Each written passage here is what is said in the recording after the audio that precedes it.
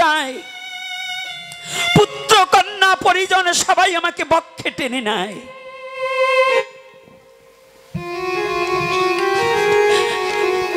সারা জীবনে মা বাবার কাছেও কোনো গোপন কথা বলিনি, স্ত্রীর কাছে গোপন কথা বলেছি। যে গোবিন্দ আমার হৃদয় মাঝে থাকাকালীন এ বিশ্ব জগতের সবাই আমাকে ভালোবাসে। সারা জীবন ইনকাম করে যাদেরকে কত অর্থ দান করে খাইয়েছি, যাদের ভরণ পোষণ সমস্ত দিয়েছি, ঠিক আমি সমস্তই আছে, কিন্তু আমার গোবিন্দ শুধু চলে গেছে। পরমাত্মারূপ গোবিন্দ আমাকে ছেড়ে চলে গেছে। আজকে জানেন, কেউ আর আজকে আমাকে বুকে জড়িয়ে ধরে রাখবে না। কেউ আপনাকে আর ভালোবেসে 3 দিন আপনাকে বুকে জড়িয়ে ধরে নিয়ে একা ঘরে থাকবে না। যে প্রাণে প্রিয়সীকে দেহে গোবিন্দ থাকা অবস্থায় নিজের মাতৃ পিতৃ বিছনাকে পরিত্যাগ করেও একাকী নিয়ে ঘুমিয়েছিলেন, আজকে শুধু যার সাথে কোনোদিন আপনি দেখা করেননি, যাকে কোনোদিন ভালোবাসেননি, সেই গোবিন্দ চলে গেছে। আজকে সেই স্ত্রীও আপনাকে একটা রাত একাকী নিয়ে বসে থাকবে না। থাকবে বাবা, থাকবে। সেই পুত্র কন্যা আপনার সমস্ত কিছু পড়ে থাকবে, আপনার সব আছে, কিন্তু যাকে কোনোদিন দেখেননি, যার সাথে কোনোদিন আপনি সম্বন্ধ গঠাননি, যার সাথে কোনোদিন একটু ভালোবাসা তৈরি করেননি, সেই ব্যক্তি নেই।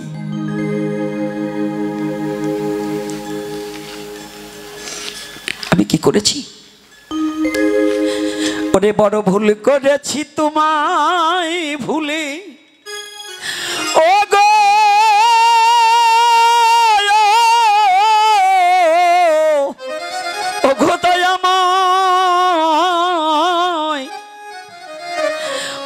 সে ভুল ভেঙে দাও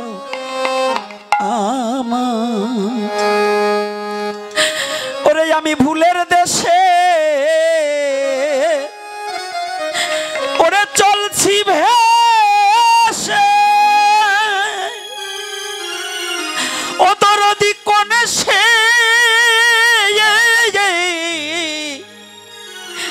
কোন সে অজানা সে ভুল ভেঙে দাও আমায়।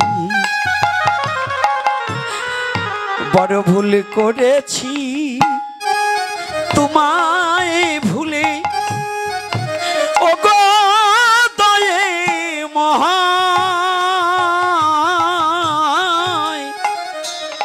সে ভুল ভেঙে দাও আমায়। পরকে আমি ওরে ভালোবাসিয়া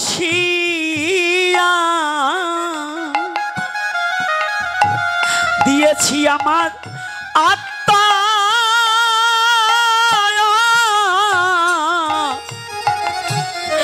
আমার আত্মা বিলাইয়া শুধু মায়ায় ভুলিয়া। পরকে আমি ভালোবাসিয়া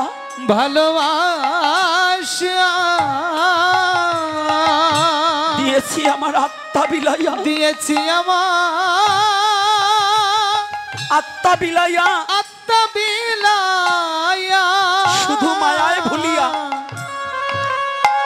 শুধু মায়ায় ভুলিয়া, মায়ায় ভুলিয়া। এ জগতে পরকে আমি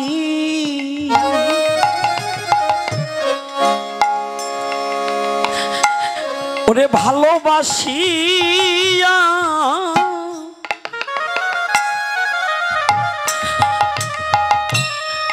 দিয়েছি আমার আত্মা,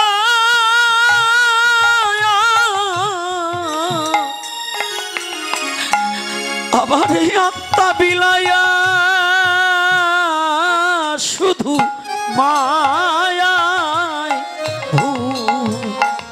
ভুলিয়া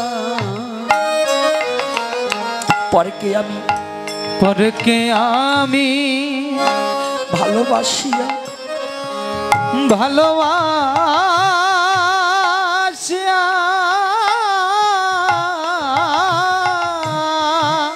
দিয়েছি আমার আত্মা বিলায়া, দিয়েছি আমার আত্মা বিলায়া, শুধু মায়ায় ভুলিয়া, ও শুধু মায়ায় মায়ায় ভুলিয়া। ওরে তোমার দেওয়া ওরে পরম রতন,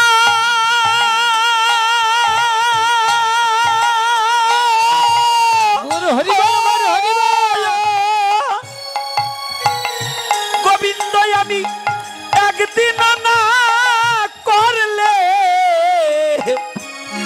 ওরে করলে যত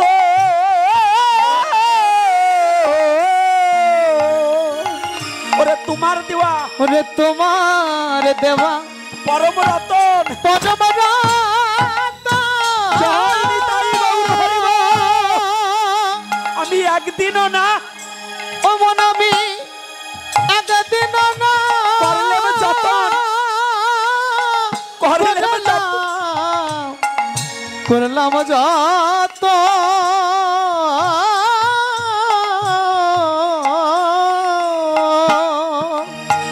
ওরে সে রত নাবি খুয়ালাম হেলায়, ও সে রত নামি খুয়ালাম হেলায়, মেলিলাম হেলায়, ওই সেই রত নামি খুয়ালাম হেলায়, ও সে রত নামি খুয়ালাম মেলিলাম বেলায়,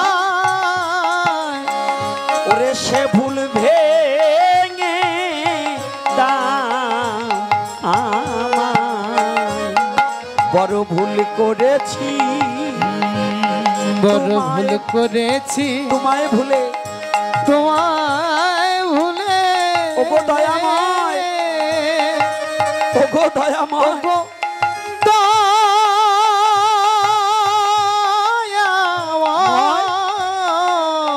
সে ভুল ভেঙে দাও আমার, সে ভুল ভেঙে দাও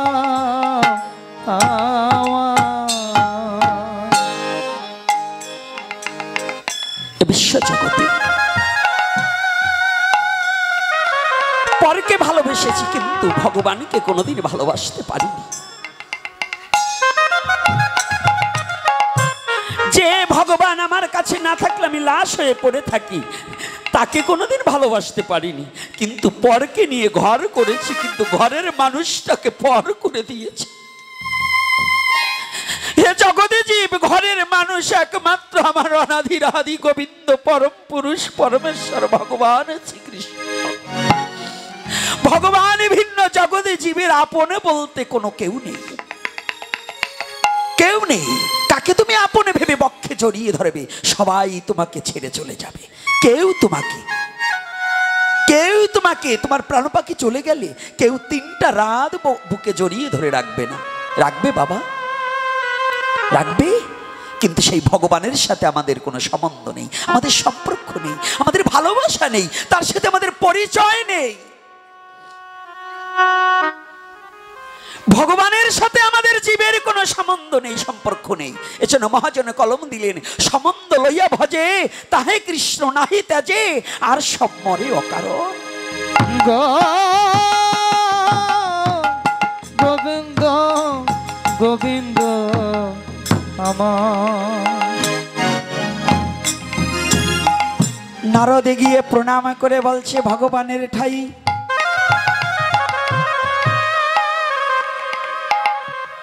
প্রণাম করেছি। যে নারদ দেখতে পায় ভগবান কাঁদছে, ভগবান কাঁদছে। নারদ জিজ্ঞাসা করছে, ও ভগবান তুমি কাঁদছো, তোমার দুঃখ কি? নারদ, এ বিশ্ব জগতে দুঃখ ভিন্ন কেউ কাঁদে না, কি দুঃখবিহীন কেউ কাঁদে? কাঁদে। শুদ্ধ কৃষ্ণ ভক্ত যারা, তাদের কোনো দুঃখ প্রয়োজন না, তারা হরি নাম শুনলেই আনন্দেই কাঁদে, হরি নামে কাঁদে, ভগবানের নামে আনন্দে কাঁদে। শুদ্ধ কৃষ্ণ ভক্ত কখনো দুঃখে কাঁদে না, তারা সুখে কাঁদে। তারা হারিয়ে কাঁদে না, তারা পেয়ে কাঁদে। নামার নামে একাকার। যখন শুদ্ধ ভক্ত নাম করে, নামের মধ্য দিয়ে নামীকে দর্শন করে, আর নামীকে দর্শন করে তারা কেঁদে পাগল পারা হয়ে যায়।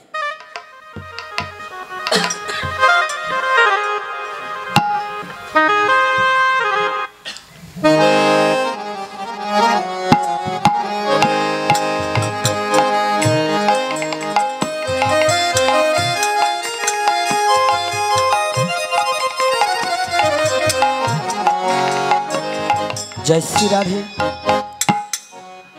বলছে প্রভু, আমার তোমার কাছে একটা জিজ্ঞাসা আছে। নারদ বলছে কি জিজ্ঞাসা করবে করো। বলছে এই বিশ্ব জগতে ভক্তের সাথে তোমার সম্পর্কটা কি? আচ্ছা, এখানে আপনারা কেউ আমাকে বাবা বলছেন, কেউ গুরুদেব বলছেন, কেউ দাদু বলছে, একটু তো বলে একটা সম্বন্ধ আছে না বাবা? আমরা যারা বসে আছি পরস্পর একজনকে একজনের সম্বন্ধ আছে না? আমা মস্তগুলো ফাঁকা হয়ে গেল কেন? কি গো, এই যুবতী মায়েদের চেয়ে তো এই বুড়ি কয়টার মাথা ফাঁকা কেন? অভ্যাস নাই নাকি বেশি গরম? হ্যাঁ, বুড়ি কয়টা আরো ফাঁকা করে দিয়ে বসে আছে। আপনাদের দেখে ওরা শিখবে, ওরা ঠিক আছে কিন্তু আপনাদের ঠিক নাই। ব্যাপার কি? একজনের জন্য মস্তকের কাপড় পরে না, তাহলে কি করবো? কি ওই যে পিছনে একটা কি কথা কানে যায় না? কানে দিতে হবে। আপনারা জানেন যে আপনাদের ছেলেটা একটু মুখ পোড়া হনুমানের মতো, তাই না? এই ছেলেটা একটু মুখ পোড়া হনুমানের মতো না? তো ছেলে যদি মাকে বেশি কথা বলা ভালো লাগে, ওটা আর করবে না মা। আচ্ছা, আর এই যে আমার অপারেটর বাবা, ইসের কাজ, প্রোগ্রামের কাজ করতে হইলে এত পাতলা এতে কাজ হবে না, একটু বাড়ি ঠাড়ি স্টান টেস্টান তুই সে ডাইনো এ যে শীতইয়ে পড়িয়ে যাবার চাই বুড়ো। আর এই ছাউনও ফাইটে গেছে। এই বুড়ো মানুষ যেমন এখন আর একজনের সাহায্য ছাড়া হয় না, এখন আর একখান ইট নাইনে দিলে ওই মাঝে মাঝে শীত হয়ে যাবার চায়। এই নিয়ে কিন্তু পথ চলে না। একটু ভালোতা করিও বাবা, ব্যবসা যখন করবা একটু ভালোতা দিও আমাকে, আমরাও তোমাকে ভালোতা কিছু দেব। কি বাবা? হ্যাঁ, ঠকাবো না। আর তোমরা যেমন দেবা তেমন পাবা, তাই তো নাকি বাবা? সাধু বাবা। যাক, রাধে রাধে। এইবার নারদ বলছি, ভগবানের সাথে তোমার সম্বন্ধটা কি? ভগবান বলছে, নারদ এ কথা কেউ তো কোনোদিন জানতে চায় না। বলছে কেউ না জানতে চাক, আমি নারদ জানতে চাচ্ছি, তুমি বলো। ও শুনতেই হবে। বলছে শুনবো না মানে? আচ্ছা বলুন, গৌরলীলায় সনাতন গোস্বামী যত মহাপ্রভুর সাথে কথোপকথন করেছে, অন্য কোনো গোস্বামী মহাপ্রভুর সাথে এত কথা বলেনি। বলেছে যারা চৈতন্য চরিতামৃত দর্শন করেন, চৈতন্য ভাগবত দর্শন করেছেন, সনাতন গোস্বামীর জিজ্ঞাসা একটা কথা যদি মহাপ্রভুর কাছে নিজের জন্য জিজ্ঞাসা করতো তাহলে বুঝতাম। সনাতন গোস্বামী কোনোদিন নিজের জন্য কিছু জিজ্ঞাসা করেনি। এই যে আমরা তো সাধু হয়েছি, স্বরগোস্বামীকে স্মরণ করি, আজকে একটু শুনে যান। বলবো না? বলবো না? কি পিছনের বাবারা কি বলেন? বলবো? আবার উঠে দৌড় মারবেন না তো? আমি পাবলিক নিয়ে ভয় পাই না, সাধুগো নিয়ে ভয় পাই। কারণ আমি উচিত কথা বললে সাধুদের লেজে যাইয়ে পড়ে, ওরাই ফুস করে ওঠে আর সাধুরই হাঁটা দেবে। এর কারণ হচ্ছে কি জানেন? আমি তো সাধু হতে পারি নাই, কারণ সাধু হওয়ার যে যোগ্যতার প্রয়োজন তা আমার মধ্যে নেই। সাধু হতে হলে অনেক গুণের প্রয়োজন, অনেক জ্ঞানের প্রয়োজন, অনেক ভজনের প্রয়োজন, এর একটাও আমার মধ্যে নেই। এই স্বরগোস্বামীগণের মধ্যে সনাতন গোস্বামী কিন্তু রূপ গোস্বামীর চেয়ে বয়সে বড়, অথচ সনাতন গোস্বামী রূপ গোস্বামীকে দাদা বলতেন। এর তাৎপর্য কি জানেন? সনাতন ধর্মে ছেলেও বাবার বড় হয়। এটা একটু উল্টো কথা না? বাবা তো বাবাই, বাবার জায়গায় বাবা ঠিকই বড়, কিন্তু কোনো কোনো ক্ষেত্রে ছেলেও বাবার বড় হয়। কোথায়? বাবা দীক্ষা নেয়নি, ছেলে যদি বাবার আগে দীক্ষা নেয় তাহলে ছেলের বাবার চেয়ে কিন্তু ছেলে বয়সে বড়। কথাটা বুঝেন নাই? 80 বছর বয়স হইলে কি হবে? ও দীক্ষা নেয়নি, কিন্তু একজন 16 বছরের ছেলে দীক্ষা নিয়েছে। তাহলে জন্মটা আমাদের মধ্যে দ্বিজন্ম হয়, দীক্ষায় আর একটা জন্ম হয়। তাই যখন দীক্ষাটা নিল তার দ্বিজন্ম হলো না? আমাদের এজন্য কিন্তু সনাতন ধর্মের নিয়ম আছে, দীক্ষার পরে কিন্তু নাম পরিবর্তন করে দিতে হয়। মায়াবাদী নাম একটা, আর দীক্ষার পরে কিন্তু গুরুদেবের সংস্কার করে শিষ্যকে নাম চেঞ্জ করে দিতে হয়। কেন নাম চেঞ্জ করে দিতে হয়? ওর তো আবার একটা জন্ম হলো, তো ভজনের ঘরে চলে গেল, তাহলে এই ভজনের ঘরের একটা নাম ওকে দেওয়া একান্ত প্রয়োজন। আমাদের পূর্বপুরুষের এটা দেয়, আমাদের পরম্পরা হিসেবে এটা আছে। কিন্তু দেবে কারা? এখন দেয় না, ওইটা হয় না।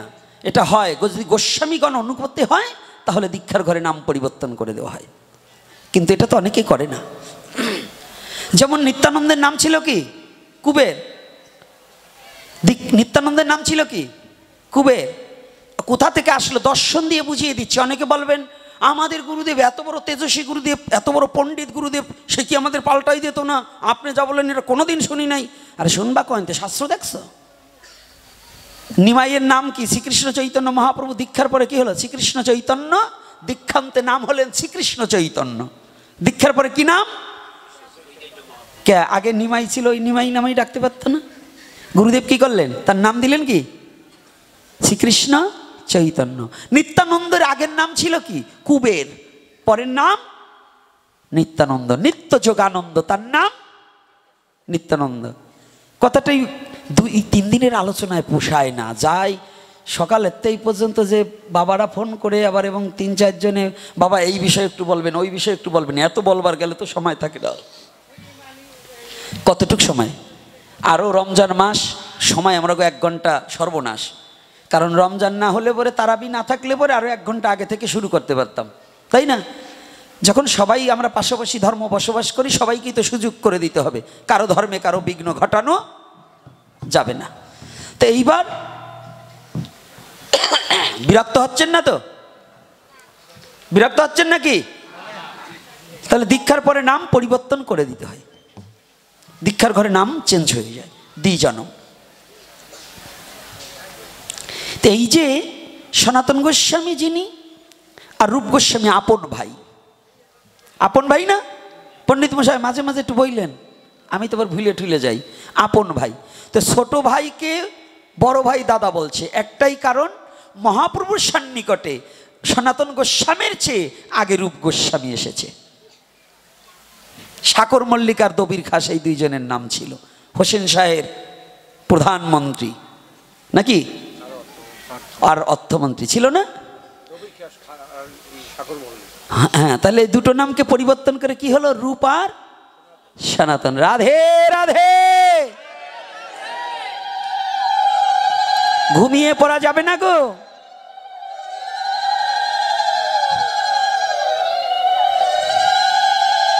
চোখ বন্ধ হয় দেখছি, এখনো 10টা বাজেনি, এখনই যদি চোখ বন্ধ হয় তো খবর আছে কিন্তু।